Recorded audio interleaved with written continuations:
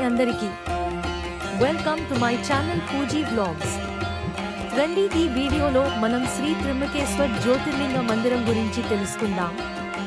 శ్రీ త్ర్యంబకేశ్వర్ జ్యోతిర్లింగ మందిరం మహారాష్ట్రలోని నాసిక్ జిల్లాలోని త్రయంబకేశ్వర్ పట్టణంలో ఉన్న ఒక ప్రాచీన హిందూ దేవాలయం.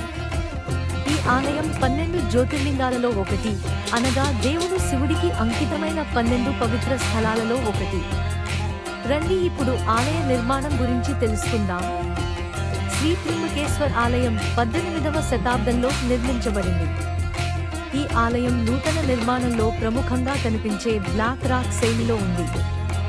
ఆలయ గర్భగుడిలోని ప్రధాన విగ్రహం, లింగం, భక్తులచే పూజలు మరియు అభిషేకం పొందుతుంది. రండి ఇప్పుడు మనం ఆలయ ప్రాముఖ్యత తెలుసుకుందాం. జ్యోతిర్లింగం. త్ర్యంబకేశ్వర్ జ్యోతిర్లింగం అత్యంత పవిత్రమైనదిగా భావిస్తారు. శివ పురాణం ప్రకారం ఈ స్థలంలో శివుడు లింగ రూపంలో స్వయంగా ప్రత్యక్షమయ్యాడు. త్రిశంభు స్వరూపం. త్ర్యంబకేశ్వర్ లింగం 3 ముఖాలను కలిగి ఉంటుంది. ఈ 3 ముఖాలు బ్రహ్మ, విష్ణు, మహేశ్వరులను సూచిస్తాయి. ఈ 3 ముఖాలు ఈ స్థలానికి విశేష ప్రాముఖ్యతను కలిగిస్తాయి. గోదావరి నది. గోదావరి నది త్ర్యంబకేశ్వర్ నుండి ఉద్భవించింది. కుంభమేళా సమయంలో ఇక్కడ గోదావరి నదిలో పుణ్య స్నానం చేయడానికి లక్షలాది మంది భక్తులు వచ్చిపోతారు. రండి శివ పురాణం గురించి మనం ఇప్పుడు తెలుసుకుందాం.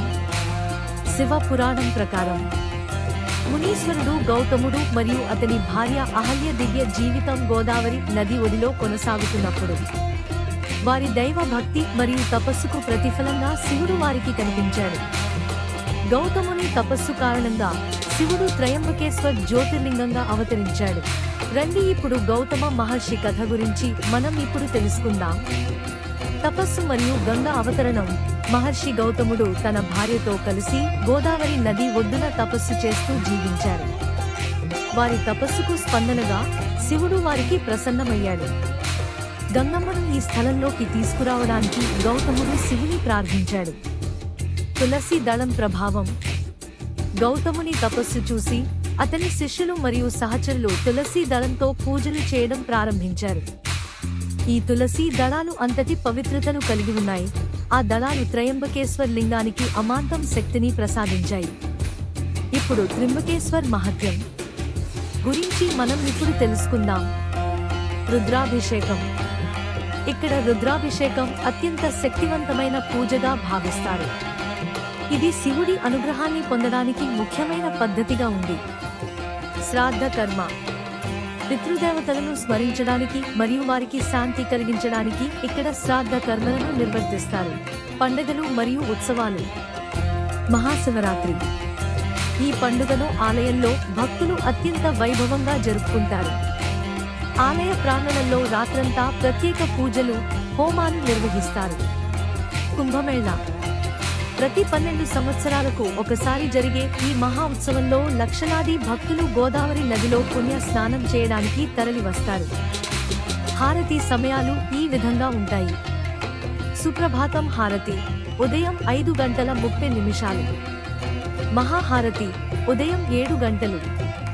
మధ్యాహ్న హారతి మధ్యాహ్నం 1 గంట. సాయంకాల హారతి రాత్రి 7 గంటలు. శయన హారతి రాత్రి 9 గంటలు. ఈ సమయాలు కొన్ని సందర్భాల్లో మారవచ్చు కాబట్టి టెంపుల్ ఆఫీషియల్ వెబ్సైట్, నేను మీకు వెబ్సైట్ లింక్ లో వీడియో డిస్క్రిప్షన్ ఇస్తాను, చూడండి. లేదా టెంపుల్ ప్రెమిసెస్ ఎంక్వైరీ చేయండి. మంచిది. విజిటింగ్ ఇన్ఫర్మేషన్ సూచనలు. ఆలయ దర్శనం.